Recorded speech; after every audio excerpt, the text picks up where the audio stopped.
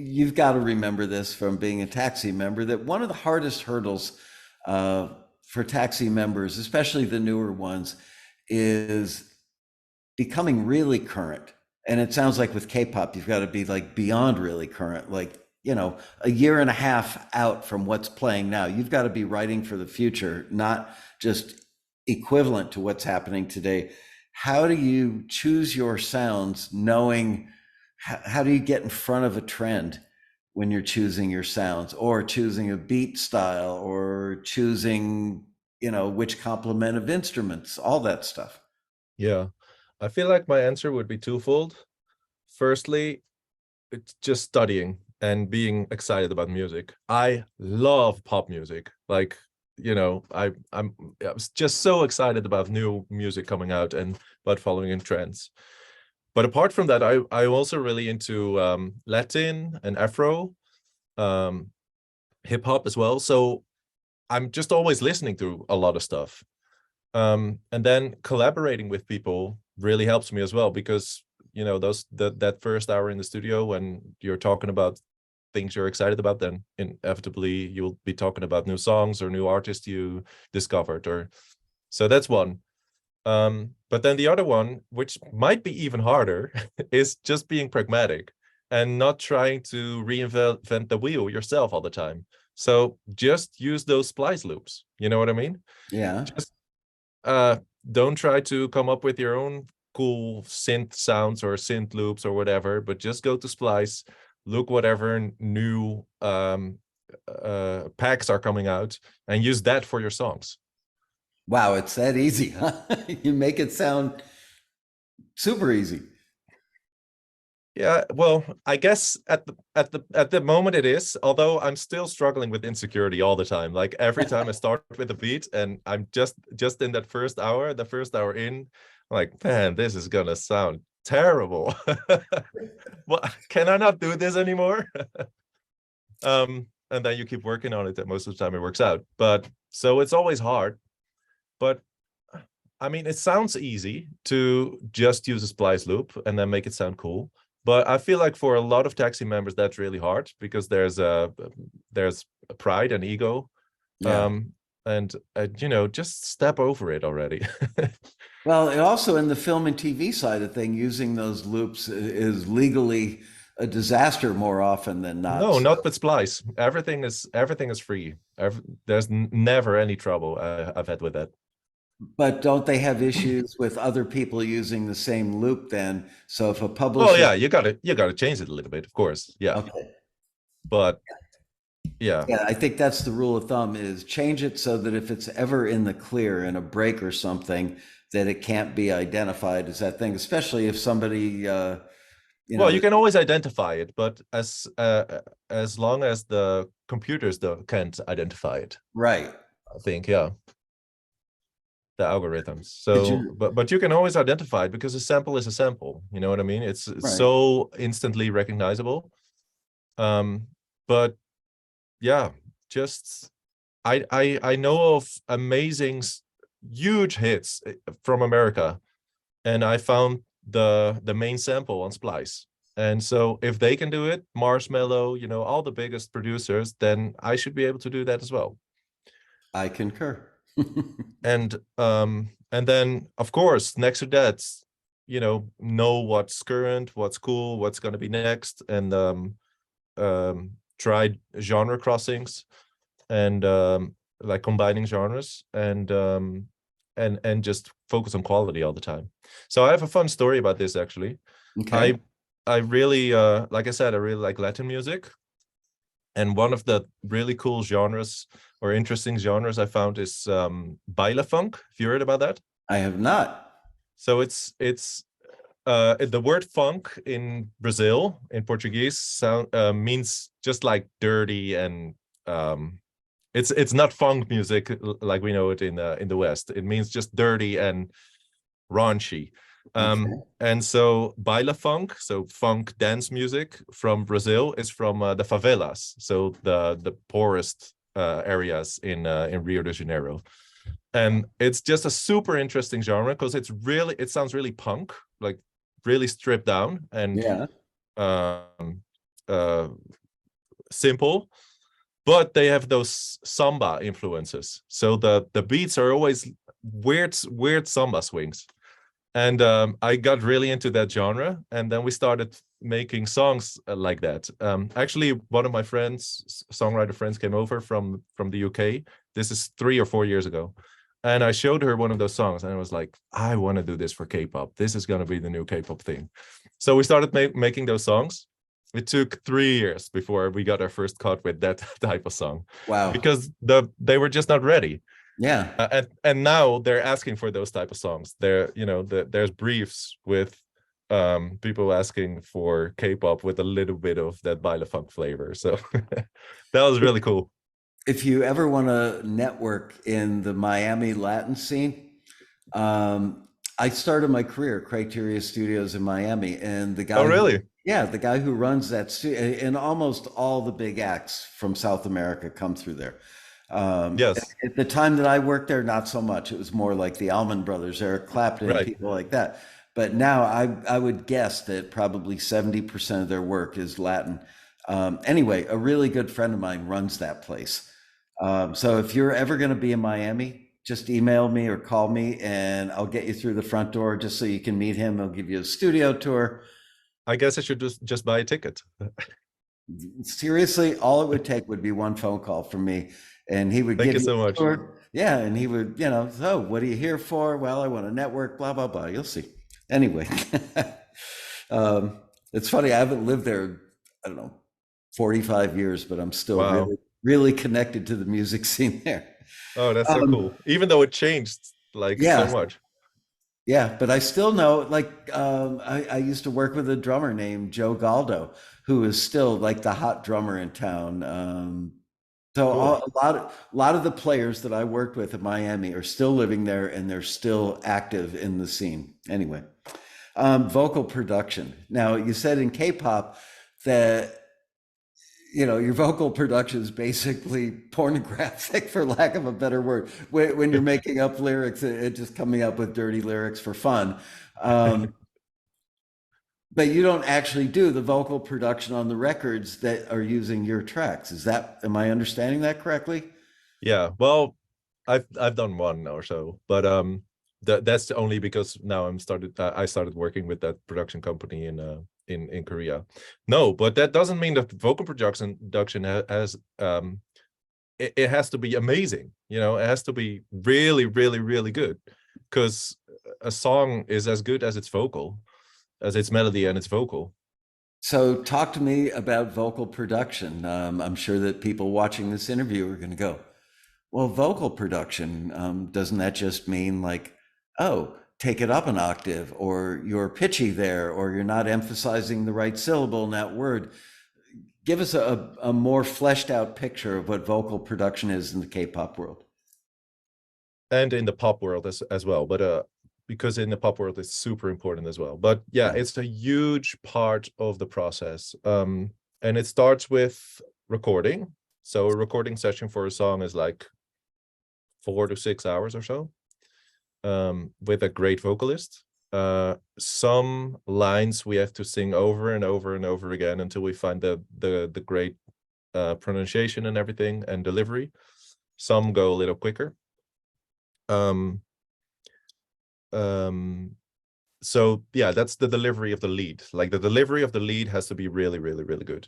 To be honest, we might talk about gear a little afterwards, but I really don't have a lot of gear here. It's just a super simple. I have a 214 here. Okay. Pop filter. That's it, really. Wow. One compressor, but we'll talk about that later. Okay. So yeah, get a really good delivery on the lead. But then with K-pop, it's so much harmonies. So everything is doubled. Everything, those pre-choruses is like stacks upon stacks upon stacks of harmonies. Everything left and right, recorded double. Then often there's like little shouts. So it sounds like a group of girls is shouting, "Hey!" or "Come on!" or whatever. Right. Or shouting a part of the lyrics. So that means recording that like 12 times or so with different people in the room, or the vocalist standing more back in the room. Then lots of ad libs in the end, mostly in the outros or in the bridge, those kind of places. So recording session of 4 to 6 hours, then editing. So every line gets edited, everything gets pitched, and the time is being edited. Right. All T's and S's have to end on the exact same time, etc., Wow. etc. So that takes me, most of the time, that takes me a day, to be honest. And this is just a demo vocal, because you've Yeah. got to make the demo vocal good enough to sell the song. Yes, exactly.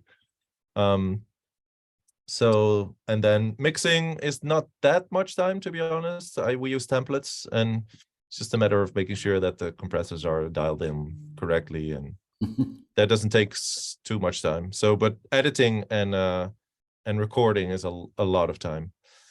And yeah, it's just this huge template, with the leads, the ad libs, all the doubles, and the crowd shouts, and then all the harmonies. Just for fun, someday you should go listen to some of the Bee Gees hits and check out what they did vocally on those, and now try to imagine doing that on only 22 tracks. I know, yeah, I know.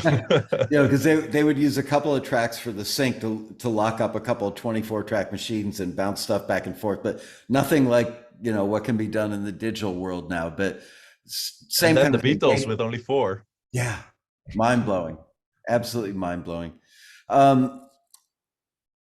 Instrumentation, talk to me. Does that kind of answer the question enough, or should Yeah, I I go mean, in? honestly, as you were telling me the answer, I'm thinking, okay, well, this is all stuff that we did back in the old days, but I didn't want to say that. But, Yeah, no, it is. definitely. Yeah. You just have a lot more tracks to do with. I mean, the Yeah. modern analog that I'm Well, familiar and with, you couldn't pitch correct. you could, but not like you can today. I mean, Yeah. we would literally VSO the tape machines up and down, but I mean, Right. Yeah. we couldn't do note by note. No. Right. Yeah. I looked at a Billie Eilish track, I don't know, maybe a year ago. Somebody sent me a Billie Eilish template or session, and Yeah, it's the one that comes with Logic, right? you know what? You're right. So it was like 2.5 years ago when I got Logic. You're right. I was amazed. At first, I was like horrified. It's like, why would anybody need that many tracks for vocals? But then as I sat there one night for probably 6 or 8 hours picking them apart, going, Yeah, okay, man. If you want to learn, check that one. It comes free with Logic. yeah, astonishing to me. But it took me a while to get over my old engineer producer ego. It's like, oh, I could have done that in 4 passes. Why did she use 12 on this thing? It's not that important. But then when you start tearing it apart and listening to it, you go, oh, that's her sound. It is important. Yeah. Anyway, make it sound big, like a crowd, like a choir. Yeah. Yeah. I used to do the same thing. Not that this interview is about me, so I'll make this short, but I used to do that sometimes when I would have to record orchestral stuff for like a TV commercial, where it was like a jingle but had maybe a 12-piece string section. They wanted it to sound much bigger. And I would actually do stuff like record it in a regular rock and roll studio that had about 50% of the floor was carpeted and the rest was wood. And I would do one pass, a pass left and right with the microphones, maybe 6 feet up in the air looking down at the strings, and then do another one with the microphones further back, and then another one with the microphones further back, just to simulate different mics that would be on different parts of an orchestra, also picking up that same string section to give you that depth in that room and everything. So totally get it. Yeah. Talk to me about, you mentioned in your notes about your gear fetish, but yet you've only got one compressor and one microphone. Yeah, so actually what I meant is I'm totally opposed to gear fetish. Oh, okay. Yeah, because I feel like it well, that's one of the lessons you get from the template that we were just talking about in Logic. Yeah. Because the point there, Apple asked, what's his name again? The producer? Phineas. Phineas, yeah. To do the full song with only with only Logic stock plugins, right? Right. And it was a huge hit. So and that's an important lesson, I think. Like, be the gear that we have right now in our computer is so good, so everybody can make hit sounding records. And especially when you, like, if you have a lot of times to tweak stuff and to play with stuff, then I guess I would say, all right, I understand that you want to, find something new, but most of the TAXI members have families and jobs, and so you don't have time to make new sounds. You don't have time to get into gear. It's just distracting, I think. So, just like I said, be pragmatic, use sounds that are already good, and make sure you're a producer. You're not a sound designer. You know what I mean? Right. That's almost a different job right now, with splice being such a huge market, and sample packs being such a huge market. There's people making new sounds all day long, so that's a new job almost. And just it's not our focus as songwriters and producers to work on that and to focus on that, or to be tweaking old 80s synthesizers and whatever. It's fun, but it's playtime, I'd say. Right. Building the race car and fine tuning it versus driving it. Yeah, definitely.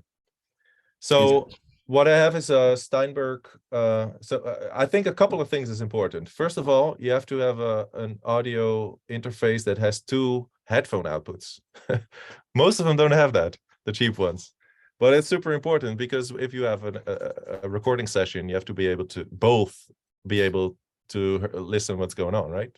So that one is important. I have a fake 1176. Those are $200 now in the Netherlands. A fake 1176. It's You by mean Clark. a physical one? Yeah. Wow. So I have one physical compressor.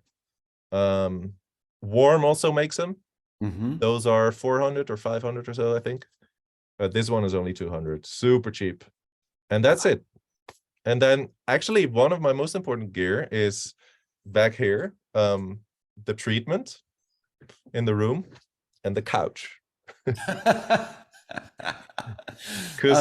you got to create a nice environment to be writing. Do you remember Matt Vanderbo? Yep. So I actually flew to Nampa, Idaho, where he lives. Oh, And nice. Yeah, you did that. Yeah. You saw that? I actually went to his studio out in the shed, and that's all he had, with literally, like, kind of a mid-level iMac, nothing fancy. It didn't have like a ton of memory or anything in it. Couple of, I would estimate, like a $300 pair of speakers. I think he had like a Shure 50. Oh yeah, my speakers are terrible. It's so funny. I mean, you are the antithesis of what everybody thinks it takes to make a hit. They think that hits are made, and hits are still made in rooms with mega consoles in them. But I think just because they happen to be there, really. Right. I believe they build it in the bedroom, and then they go there to mix it just because it looks cool and they can. They've got the budget. Right. Yes. Wow. Yeah. Things have changed so much. Yeah, but I think it's super important, because it's time and money wasted, and mostly time. Yeah. Time trying to get to understand the new plugins, time trying to tweak with those synthesizers. Yeah, all of that. How many songs do you crank out in a year?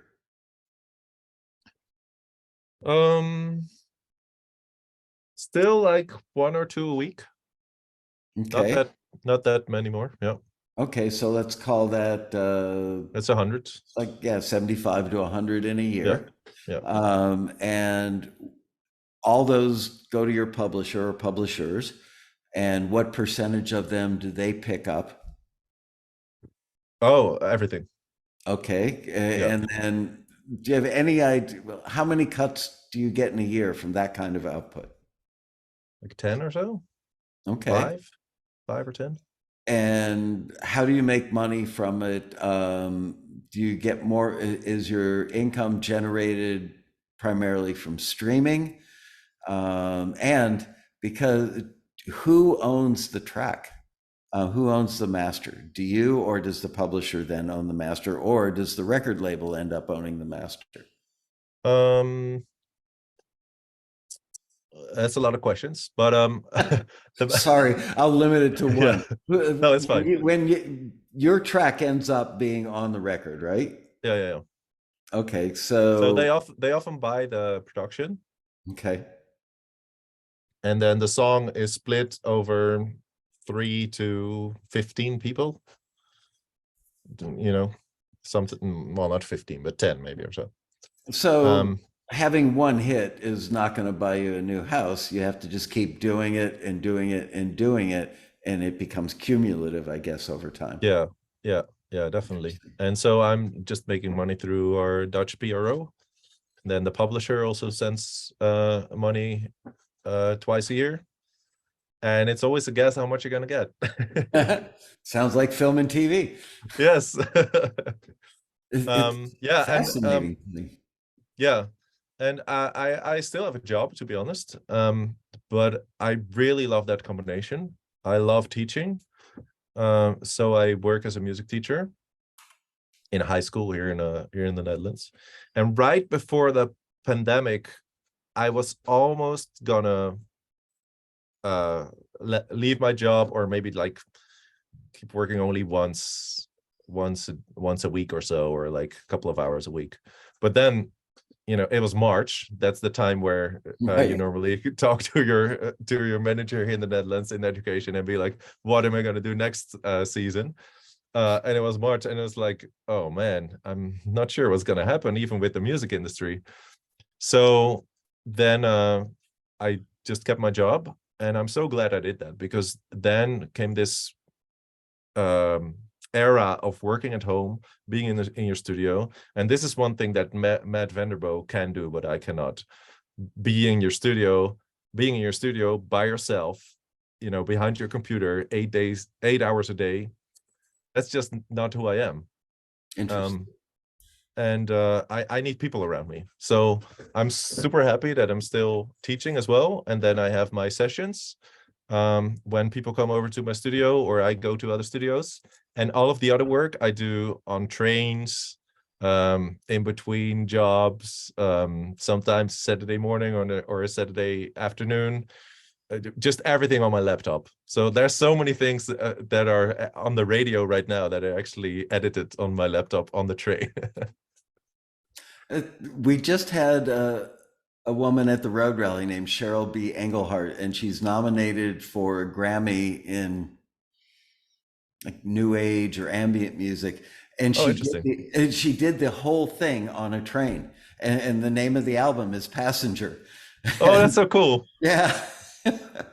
So look, I mean, I'm sitting here staring at a MacBook Pro, and I get it. I don't use it because I don't have time, but I put Logic on my computer 2.5 years ago, and I am astonished by how much technology is in a $200 program, and the quality of the sounds that are in there, the quality of the standard plugins that come with it. I think you're right. You're probably going to blow a lot of taxi members' minds who are like, oh, it's so hard to learn engineering, and I don't understand compression, and my reverb never sounds right, blah, blah, blah, blah, blah. It literally sounds like you can take the elements from Splice. It's more about learning how to assemble it correctly than it is learning how to make the sound. Yes, definitely. Assembling, volume mix, learning to use your software efficiently. I do spend a lot of time on that, like YouTubing. Anytime when I'm thinking this should be an option within Logic, I'm like, it probably is an option in Logic. Let me Google this, let me YouTube this, and then it happens to be an option.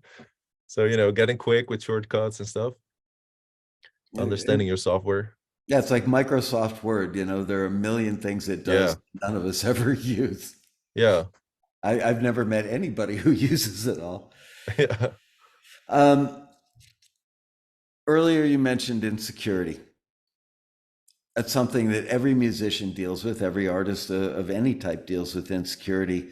How do you keep it from locking your brain up to the point where you can't get anything down the chute? I guess first of all, I don't really believe in inspiration. So I'm a professional. I should always be able to write a song. Um, so when I sit down and I feel like writer's block is coming up, I'm like, no, it doesn't exist. I'm just gonna make a song. It might not be my best song of this year, but it will be a song. Um, and then I feel like the hard part is the 1 hour into a beat for me. Why? It's just like it's not there yet. It doesn't sound cool yet. The parts are there, but it doesn't sound cool yet. And I have to just keep filing away and keep working on it. And then eventually it's like, okay, now it starts to sound like a cool track. You know what I mean? And especially when you're comparing to songs that are finished while you're making a beat, then it's like, oh damn, this sounds terrible. So that I feel like that's my most insecure moments. Tell me a little bit about that process when you're actually creating the beat. What do you start with? Obviously, you start with a loop, but Yeah, a lot of do times I you do have like a start with normal loops. procedure where you start with like the kick or the snare or the combination thereof? And do you build from the bottom up? Do you build from the top down? Is it different in every case? No, instrumental loops and melodic loops. um I I do utilize what's it called in Splice? Uh like you can make kind of like playlists within Splice, within your Splice app. So I have a lot of different collection. That's what they call it. So I have collections called song starters or melodic loops or yeah, those kind of things, and then I just listen through that. Obviously, most of the time I start with a brief. So it's like, okay, we're gonna make this type of song. Then I start trying to find loops that sound like they have potential for that type of track, and then drums and bass.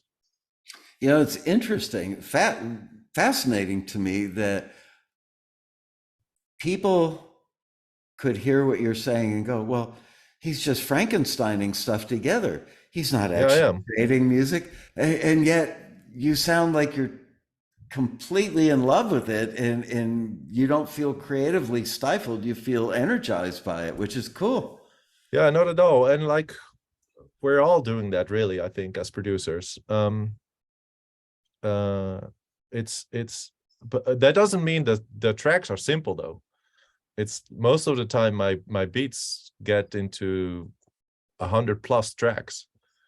So there's still, there's a lot of ear candy, there's a lot of fills, there's a lot of stuff happening. But yeah, it can start with really simple elements. Oh man. So I always say someday when I retire, which not looking good anytime soon, but taking the knowledge that I have from old school stuff many, many years ago and using all the new stuff, what could I do? It sounds so much fun. It is so much fun. It's amazing. Hey, did you appoint a new CEO yet for Taxi? No, I haven't. You're You not know, thinking about retirement? I think about it. I mean, honestly, in my perfect world, the staff would just take over the company. We have a really Right. good Yeah. staff right now, and I would want them to have first shot at taking over the company. So everybody'd have to go home and break their piggy bank and come in with a bag full of money and buy it from me. But they know the company best, and they know Yes, our members definitely. best, and that's what makes Taxi work so well. Is that we really do pay a lot of attention to our members, and it's not like here's what we do, like it or not. It's like here's what we do. What can we do to make it better for you? Yeah. And that's the ongoing challenge all the time. And it's actually the last thing on your list, which is always keep learning. And I understand that being a company owner, you have to always keep learning about what can we do better, what can we do differently. Do you have any advice for people? Because a lot of people, especially the people my age, and Taxi does have a lot of people who made music when they were teenagers and in college. Then they got serious about life and they got a mortgage and a job and they got away from their music. And now they've come back to it. And the gear being so inexpensive and so good made it possible for them to come back to it. But they're still trying to apply that mindset from 1983 to today's music, and they listen to what they hear on the radio or on Spotify or on Apple, wherever they consume it, and they go, "Oh, I hate the music today." And I really think that that's a defense mechanism. The reason that they say they hate it is because they can't do it. And it's just, it's like, oh, I would never date that person. Totally unattractive. No, that person would never date you. But it sounds like That's a good analogy. I like that. It's very learnable, is what you're saying. So, other than just listening to current records, is there any other advice that you can give your, your fellow members, the people who are still enrolled at the University of Taxi? What advice would you give them, how to constantly keep educating themselves? Yeah, learning how to Google and how to YouTube stuff is really important, I think. Like, if the example I just gave, like when I feel like there should be an option within Logic or within whatever I'm using, Mhm. then I'm Googling it and I'm expecting to understand it within a minute or so.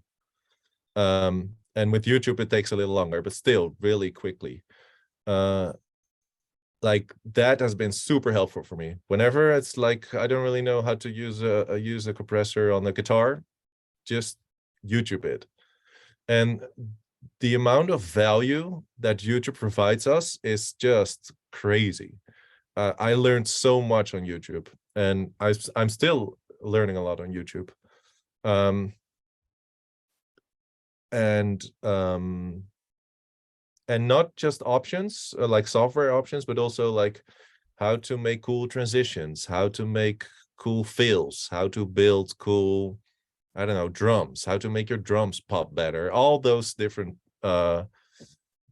tutorial titles. They're Right. just great. I'm learning so much from them still, and just incorporate that in my work all the time. Your world is fascinating to an old dog who wants to learn new tricks. I'm completely envious of everything that you're experiencing and really, really proud of you and happy for you because the minute you hit my radar at Taxi, you were always one of the most serious people of all of our members at the time. I would see stuff that you would ask on the forum. It's like, wow, that's a good question. You were very hungry to learn. Thank And you. and That's look at really you now. nice. Thank you so much. Well, thank you for taking the time to do this. I really appreciate it. Ladies and gentlemen, Mr. Jan Baars. Thank you so much. See you guys.